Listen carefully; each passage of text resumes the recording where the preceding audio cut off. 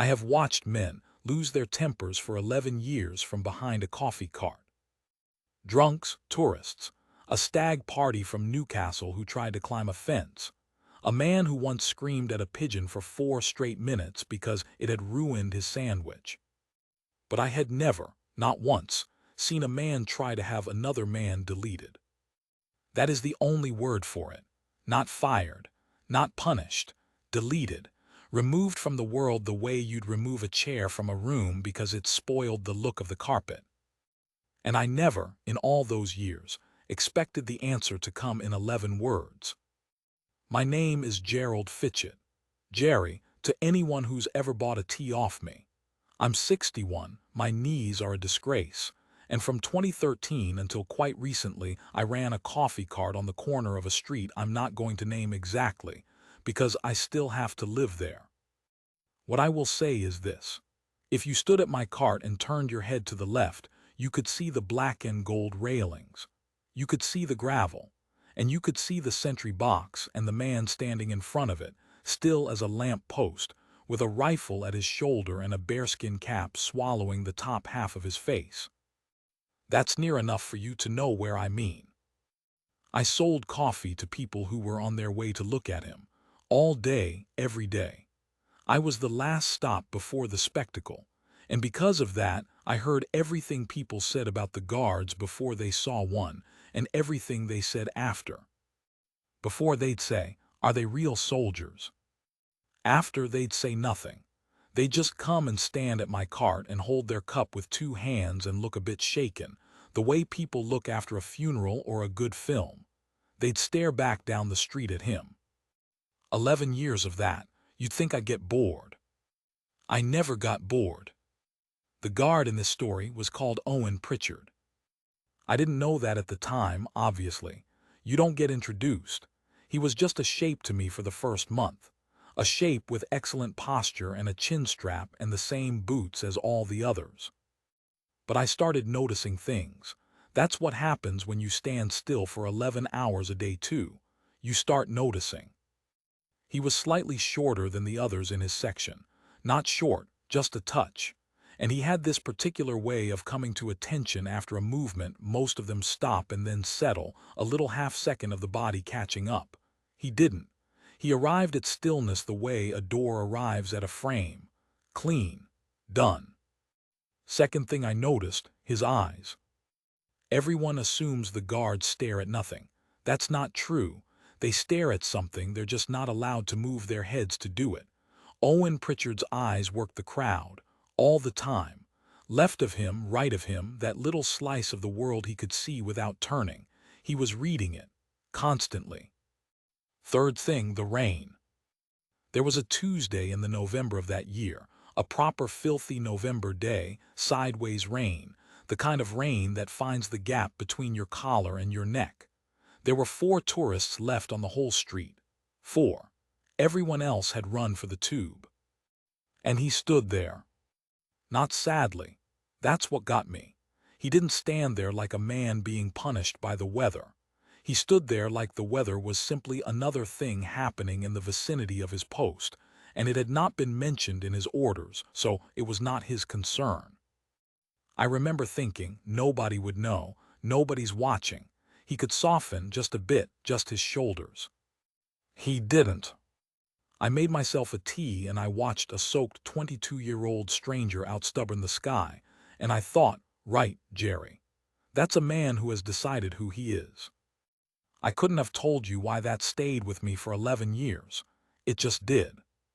Now, the other person in this story arrived on a Thursday in early June, and he arrived the way weather arrives. You heard him first.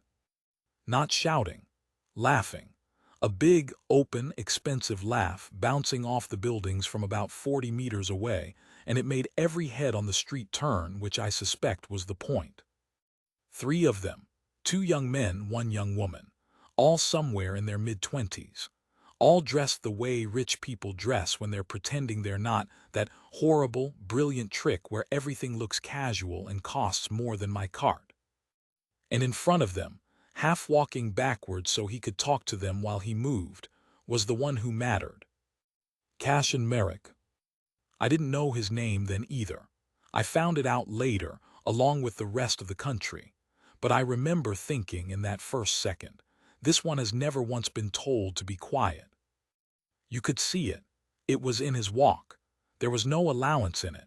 No little instinctive step aside for the pram coming the other way. No glance up to check he wasn't in someone's photo. He moved through people the way water moves through a net. He was tall, dark, curly hair, sunglasses pushed up, very good teeth, and he showed them a lot. And he had a phone in his right hand held at chest height, screen out, filming himself as he walked, talking to it in this low, amused, conspiratorial voice like the camera was a mate who'd already agreed with him. His father, I'd later learn, was Bram Merrick. Shipping first, then data centers, then something to do with rare earth minerals that I've never fully understood, and neither, I suspect, has anyone else. The kind of money that doesn't sit in a bank so much as hover near one. Cashin was the middle child, 26. And he'd come to London, according to his own posts, to do the tourist thing, ironically. That's a real phrase he used, ironically. They stopped at my cart. That's the bit people never believe. He bought a coffee off me, flat white, paid with a phone, said cheers, mate, and looked me dead in the eye while he said it, and gave me a smile so warm and so complete that I actually smiled back. Here's the thing I need you to understand, and I've thought about it more than is healthy. He wasn't a monster. He wasn't foaming. If he'd been snarling, someone would have stopped him in the first 10 minutes. He was charming. That's what made it possible. He drank about a third of that coffee, put the cup down on the edge of my cart, not in the bin on my cart, which I noticed, because that's the sort of small thing you notice and then feel petty for noticing, and he said to his friends, "Right, let's go find one." Find one. And off they went, down towards the railings. I want to be honest with you. I went back to my machine. I steamed some milk. I served a family from Osaka and a very tall Dutch couple. I didn't think about him again for probably 11 or 12 minutes. Then I heard the laugh again, and it had changed shape. I came round the front of the cart and leaned on it and looked down the street. There was a crowd. Not a big one, 40 or 50, the usual clump. And in the middle of the front row was Cashin Merrick, standing about 1.5 meters from Guardsman Owen Pritchard with his phone up. At first it was the normal thing. Everyone does the normal thing. You stand next to him, you make a face, someone takes a picture, you feel a little bit naughty, you leave. But he didn't leave. He was talking, and he was moving little half steps closer, then away, then closer, like a boxer measuring range. He'd lean in and say something into Pritchard's ear, and then step back to the phone with an enormous grin and say something to the camera. And Pritchard did what Pritchard did, nothing. Eyes forward, rifle at the shoulder, boots planted, that clean doorframe stillness. Cashin tried the classics first. He told a joke. He did a little dance. He mimicked the stance badly, and his mates roared. He stood beside him and pulled a face for a selfie and stayed in the frame for a beat too long. Nothing. And I watched, from 100 meters up the road, as the game changed in that young man's chest. Because it is a game at first. Every single person who stands in front of a King's Guard is playing the same game, and they know they're going to lose. That's the whole appeal. You lose, you laugh, you go and buy a fridge magnet. Cashin Merrick had never lost anything, and he didn't recognize the feeling. I saw his shoulders go up. I saw the smile stay exactly where it was. That's the frightening bit. It never left his face. Not once in the whole thing, but the rest of him hardened underneath it, like ice forming under a pane of glass. He started leaning closer. There's a line at these posts, not painted, but it exists, and everybody in that crowd could feel it, and I could feel it from where I stood with a milk jug in my hand. He crossed it. He put his face, I'd say 15 centimeters from Pritchard's cheek. And he stopped laughing, and he said something quietly, right into the side of the guard's head, something nobody in the crowd could hear. A woman near the front took a step back. I saw her do it. That involuntary half-step people take when the temperature in a place drops. Then Cashin straightened up, delighted with himself, and turned to the camera and said loud so everyone could hear, arms spread wide, "He's not even allowed to be a person." And some people laughed. I want to be honest about that too. Some people laughed. Then he lifted his hand, and he flicked the peak of Owen Pritchard's chin strap with his finger. Not hard. It made a little TK sound that I obviously couldn't hear from 100 meters, but I've heard it in my head every day since. And the whole street went quiet. Because there is a rule about this that everyone half knows and nobody quite believes. The guards are not statues. They are soldiers on active duty. They are permitted to move. They are permitted to speak in specific circumstances. They are permitted to shout a warning. They are permitted to stamp. And they are permitted in the last extremity to do a very great deal more than that. And every single person in that crowd, in that quiet, was standing there thinking the exact same sentence. He's going to do something. You could feel 50 people lean forward at once. Pritchard did not move. Not his eyes, not his jaw, not the muscle in his cheek that I could see going from the mercy of a good camera lens later when the footage went round. Nothing. And in the silence, Cashin Merrick looked at the camera in his own hand, and I could see it on his face even from where I was, the pure confusion of a man who has just pushed against a wall with everything he has and felt the wall not push back, not even a little, not even to acknowledge that he exists. That, I think, is where it turned. That's where it stopped being a prank. He came back to my cart around 4. Alone, sunglasses down now. He ordered another flat white, and while I made it he stood there scrolling his phone with his thumb going very fast, and he said, without looking up, "That guard." I said, "Which one, mate?" Which was a stupid thing to say. There was only one. "The one on the left," he said, "the little one." He wasn't little. He was 5'10" with a rifle and a bearskin, but I understood what the word was doing. I said something like, "They're a good lot, that mob. Coldstream, Welsh, whichever's on this week. They stand there in the snow, you know, I've seen it." Cashin looked up at me then, properly, and I got the full attention of that face, and I understood, in a very cold way, why people gave this young man whatever he asked for. "Do you think he's brave?" he said, curious, genuinely curious. "I think he's steady," I said. "Not the same thing, steadier maybe." He smiled at that, he liked it. He turned the phrase over. Then he said, "Anyone can stand still, Jerry." He'd read my name, it's on the cart. Fitchett's, S 2013. He'd read it and used it, and I felt, God help me, a little flattered. "It's not a virtue," he went on, taking the coffee, not paying yet. "It's just what you do when you've got no other options. He stands there because he can't do anything else. If he could react, he would. Anyone would. It's not discipline, it's permission." He tapped his phone against his temple twice, thinking. Take the permission away and there's nothing there. That's all it is. It's an empty uniform, and the whole country's decided to be moved by it. He said all of this pleasantly, kindly almost. Then he paid, tipped me £4, and said the sentence I have not been able to shake in the years since. "I'm going to prove that." And he walked off down the street with his coffee. Here's what I learned afterwards about what happened next. In the 11 days between that Thursday and the morning, everything came apart. He went back the following day, and the day after that. He filmed every time. The videos, I've seen them, everyone's seen them now, got worse in a way that's hard to describe unless you watch them in order. In the first one, he's a lad messing about.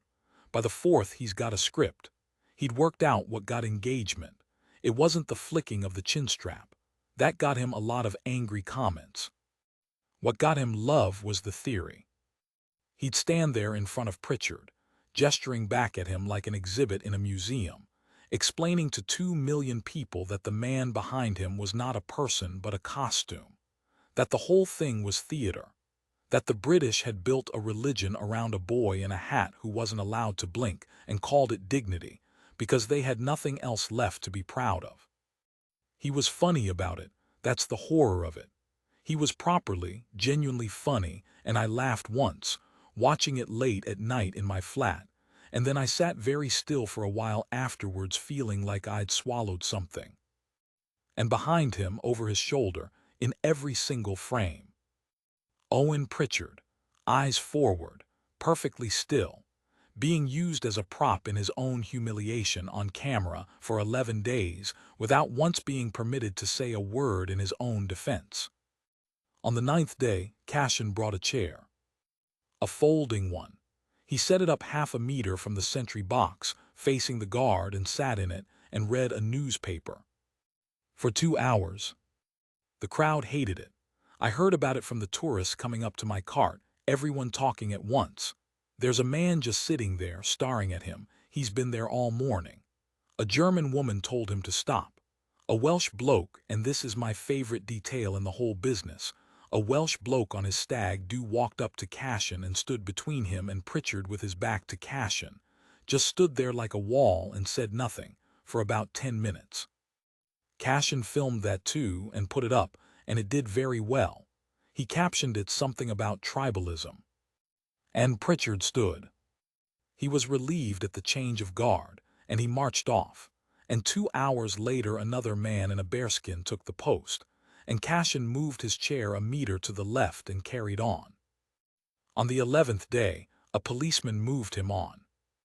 And that, Cashin Merrick decided, was an assault on his liberty. I should tell you about the phone call, because I heard it. That's the only reason I'm the one telling you this story, out of a street full of people. It was the 11th day, 2:20 in the afternoon, warm, the plane trees full of that fat June green. He came up the road walking fast for once, no swagger in it, and he stopped about 3 feet from my cart with his back to me, and he made a call, and he was too angry to lower his voice. I stood there with a cloth in my hand, and I did not move a muscle, and I want you to appreciate the irony of that, because for 4.5 minutes I was the stillest man in London. He said the name of someone, a first name only. Then he said the word Colonel, and then he said a surname I did recognize, a surname that gets said on the news. And then very calmly he said this. I'm not asking for a court-martial. I'm not asking for anything dramatic. I just want him off the post, just that one. There are, 40 of them. Move him somewhere else. Move him to a barracks in Yorkshire. I don't care. Pause. Because it's become personal and that's a security issue. He knows my face. Yes, exactly. He's been staring at me for 11 days. I nearly dropped the cloth. He's been staring at me. That man had not moved his eyeballs. And this was now, in Cashin Merrick's account of the world, an act of aggression against him. Another pause, longer. Then Cashin laughed. Warm, easy, that laugh from the first Thursday. No, of course, he said. Of course. Look, my father's on the board of that thing with the veterans' housing, isn't he? He was going to make an announcement about the funding round in the autumn anyway. It's all very positive. A beat. I just like this handled quietly, that's all, before the autumn. And then he said, nobody's ruining anybody's life. He's a guardsman. He'll be a guardsman somewhere else. He hung up. He put the phone in his pocket. He turned around. And he saw me standing there with the cloth in my hand. I'll tell you exactly what he did, because I'd have understood almost anything except this. He smiled at me. He said, afternoon, Jerry. He asked for a flat white. And I made it. I made him the coffee. My hands were shaking and I made him the coffee and I took his money and I said, cheers, mate. And I hated myself in a way I have not fully recovered from. 3 days later I got to my pitch at 6:10 in the morning. Cold for June. That silver light you get before the city switches on. 2 pigeons and a street sweeper and the smell of wet pavement. I set up. I fired the machine. And at some point in that first hour I looked left, the way I'd looked left every morning for 11 years. The sentry box was empty. Not unmanned, that happens, they rotate, there are gaps, the world doesn't stop. Empty in the way a house is empty. The gravel in front of it hadn't been walked on. I told myself it meant nothing. At 11 o'clock a different guardsman took the post, taller, broader, perfectly good, perfectly still. Not him. At 2, a woman came to my cart in a long coat with a lanyard tucked into her pocket, and bought a black coffee she didn't drink, and stood there looking down the road at that box for a long, long minute. Then she said to nobody, "They've moved him." And I said, "Sorry." And she looked at me the way you look at somebody you've decided you can say one true thing to, and she said, 23 years old, cleanest record I've seen in a decade. There'll be a review, and the review will find that nothing improper occurred, and the paperwork will say it was an operational decision, and none of that will matter, because a boy with a phone told his father he wanted a man moved and the man got moved. She put the coffee down on my cart, untouched. And then quietly, almost to herself. He never said a word about it, not one. They asked him if he wanted to make a statement, and he said. She stopped, she shook her head, she walked away. I stood there behind my cart in the sunshine, with 200 tourists streaming past me towards an empty box, and I realized my hands were shaking again, and this time it wasn't fear. Cashin Merrick posted a video that night. He was in a hotel room, and he'd had a glass of something, and he looked into the camera and said, with that warm, complete, brilliant smile, "So, remember the statue." 4 million views by morning. And what nobody watching that video knew, what I didn't know, standing behind my cart the next morning with my hands still not quite steady, was that 11 days later, on a Sunday afternoon, in front of a crowd of 2,000 people and 11 cameras, Cashin Merrick would come face to face with Owen Pritchard one final time. And Owen Pritchard would speak. 11 words. And nothing about that young man's life, or mine, or that street, would ever be the same again. For 11 days after they moved Owen Pritchard off that post, I made coffee for strangers and told myself it was none of my business. That's a sentence I've said to myself a lot in 61 years. It's a very useful sentence. It has kept me warm and out of trouble, and it has cost me, I think, more than I'll ever properly add up. Because here's the thing nobody warns you about. You don't lose your nerve in one go. You lose it in small change. A cloth in your hand. A flat white you shouldn't have made. A cheers, mate, that came out of your mouth while your hands were shaking, because it was easier than saying the other thing. I served that coffee, I took the money, and every morning after I looked left at an empty sentry box and thought, "You heard the whole call, Jerry, word for word, and you said cheers, mate."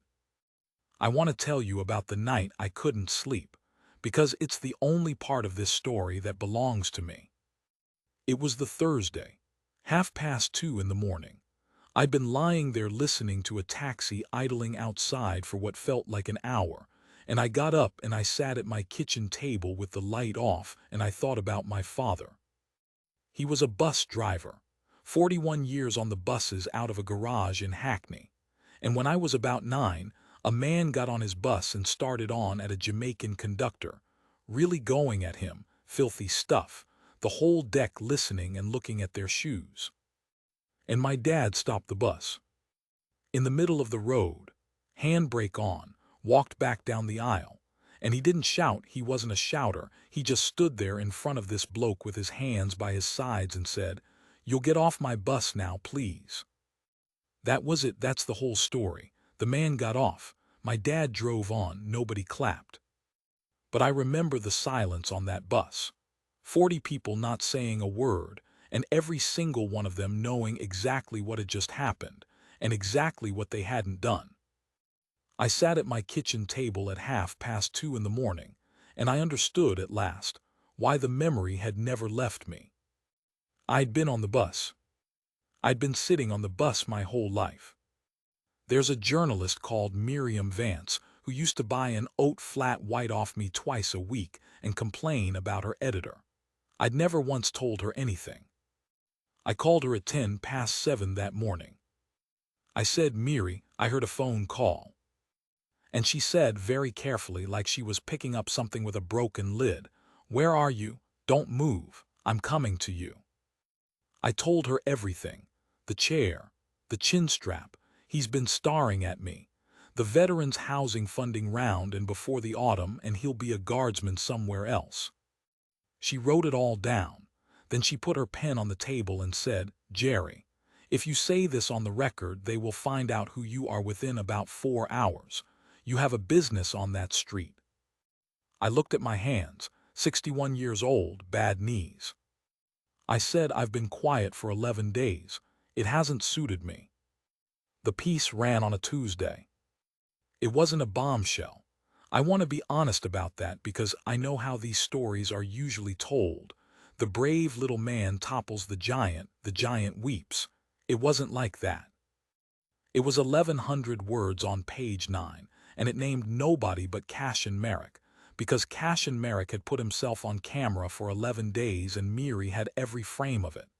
Everything else was worded with the extreme, sideways caution of a lawyer with a mortgage. A source. It is understood. Questions have been raised. The Merrick family lawyers responded within 90 minutes. The statement said no pressure of any kind had been applied to any part of the armed forces. It said Mr. Merrick's son had been the subject of an orchestrated harassment campaign. It said the family's charitable work spoke for itself. And it might have died there, honestly, it might have gone away. Except that the internet had already turned, quietly, 3 days earlier, and none of us had noticed. Not even Cashin.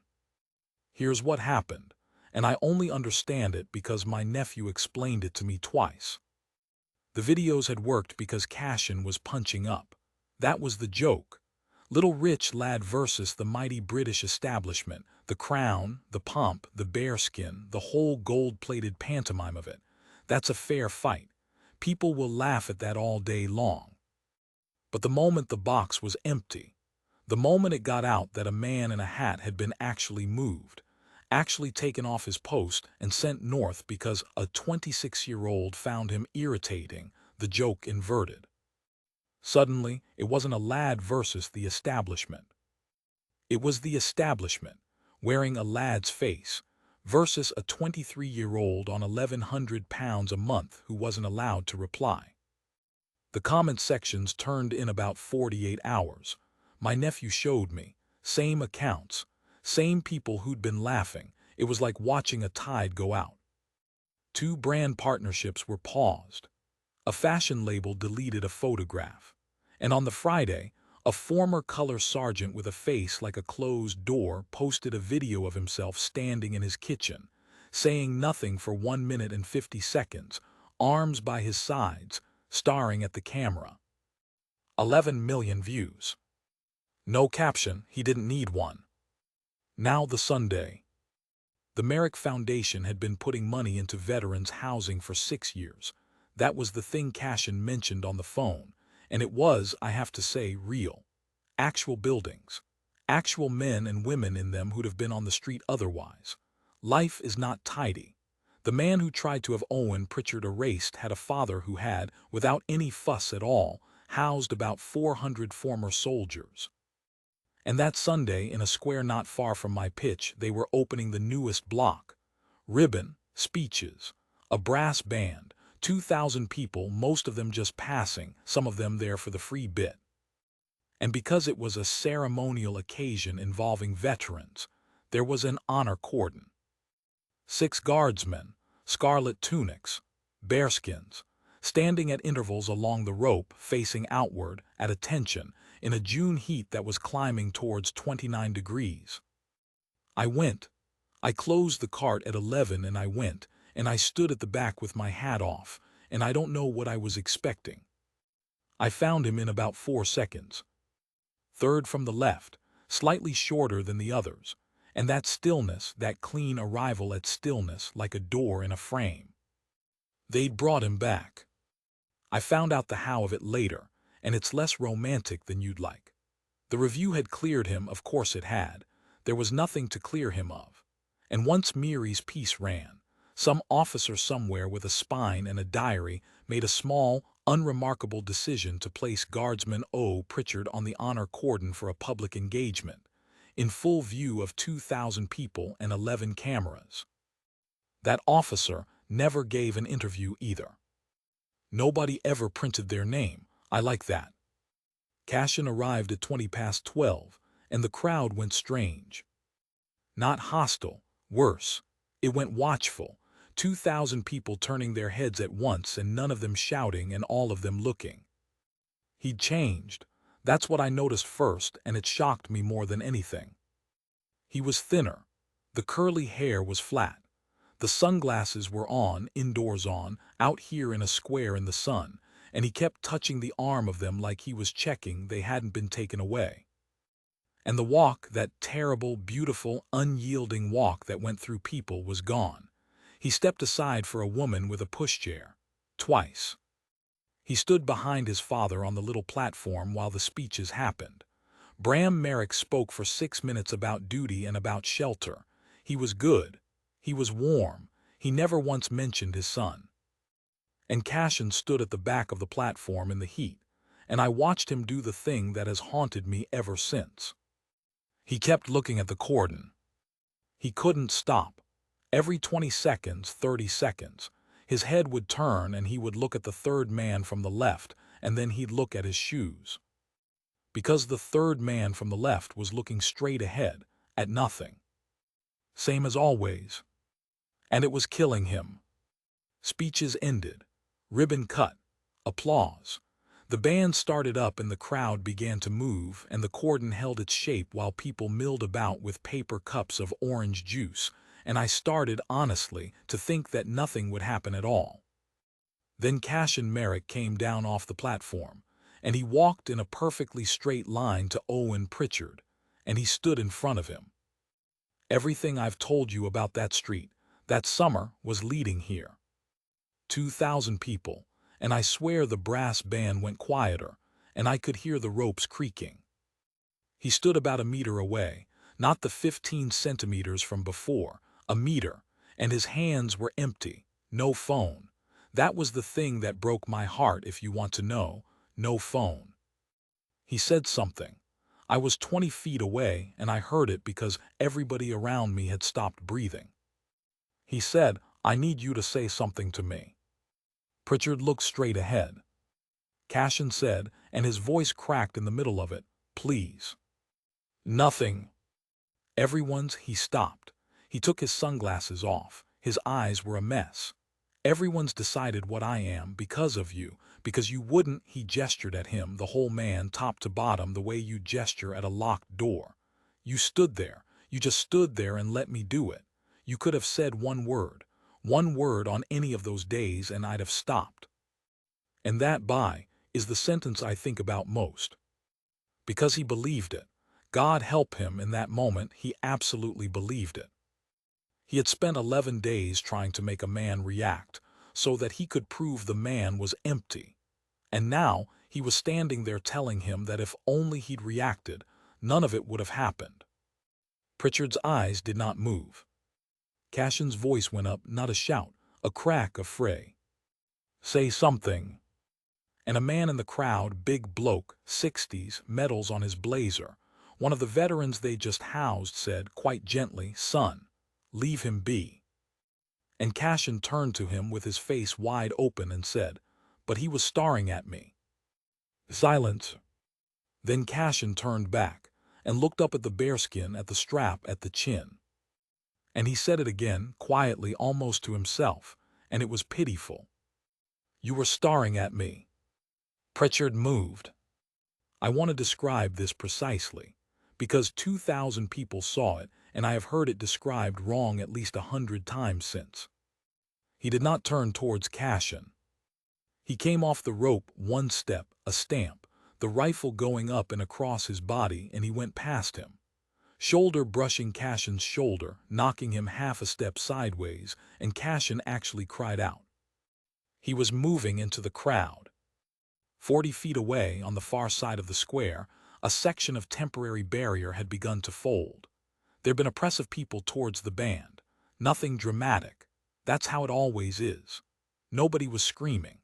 A metal fence panel was going slowly over, and behind it, wedged against it, were a woman and a small boy and an old man in a wheelchair who'd been placed there by somebody with good intentions.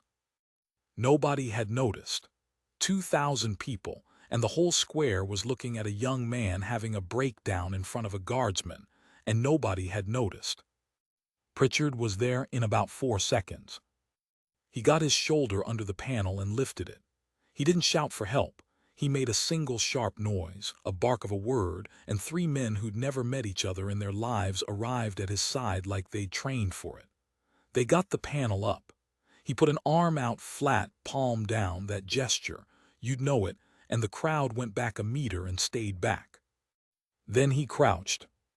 He crouched in his scarlet tunic on hot paving, and he asked the little boy something, and the little boy nodded, and he stood up and moved the wheelchair 1.5 meters to a shaded bit by the wall, and he said something to the old man briefly, and the old man laughed.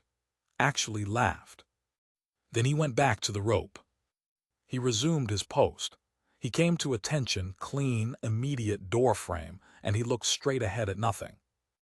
The whole thing took, at the outside, 40 seconds. I have watched the footage more times than I'd admit. And what you see, if you look away from the barrier, is Cashin Merrick.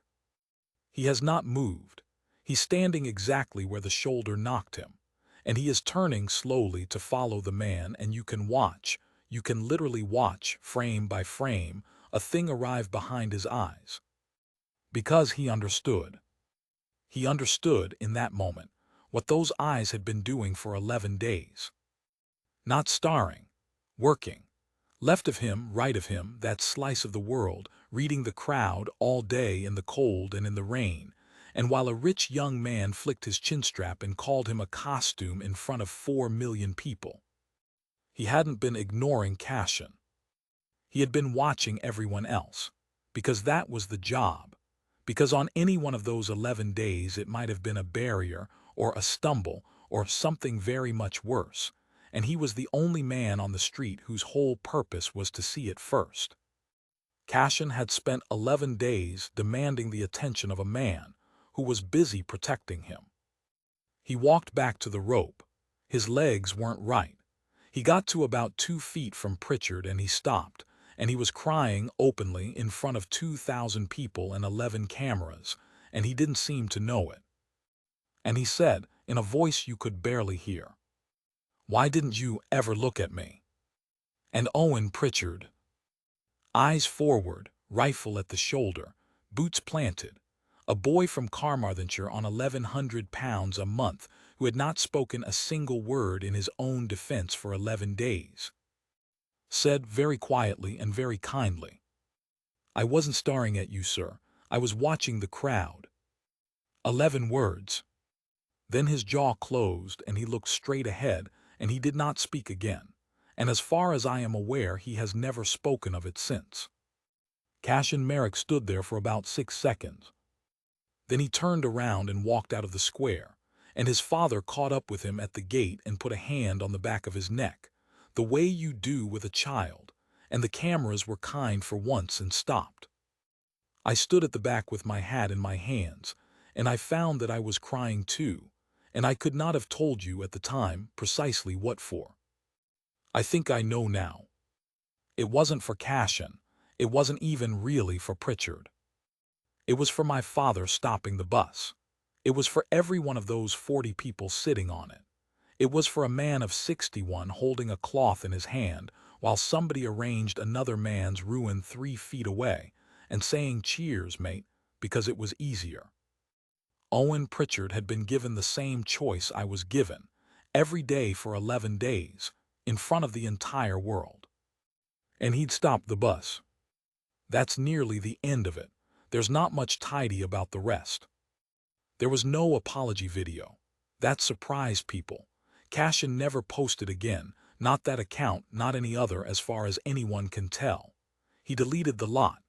2.4 million followers gone in an afternoon, and the internet was furious about it because the internet had wanted a public flogging and had been denied its ticket. I did hear one thing, and I've never been able to confirm it, and I've decided I don't want to. Sometime that autumn, the Veterans Housing Foundation received a private donation, not from Bram Merrick, from an individual in an amount that suggested somebody had liquidated something they'd been given young and had never earned. There was a condition attached, which the trustees found unusual. The donor's name was not to appear on the building, on the paperwork, or in any communication ever. Make of that what you like. I make very little of it. A man can write a check a great deal more easily than he can stand still in the rain. But I notice that I hope it's true. And I notice that the hopping doesn't cost me anything, and that this is exactly the sort of cheap grace that a man who says cheers, mate would go in for. So I try not to think about it too much. Owen Pritchard went back on the post. That's it, that's the whole of his ending. There was talk of a commendation, and I gather it went nowhere because what would the citation say? For standing there. Somebody offered him money for the story and he said no. Somebody offered him a television appearance and he said no. A national newspaper doorstepped his mother in Carmarthen, and she gave them a cup of tea and told them nothing whatsoever, which I think is where he gets it from.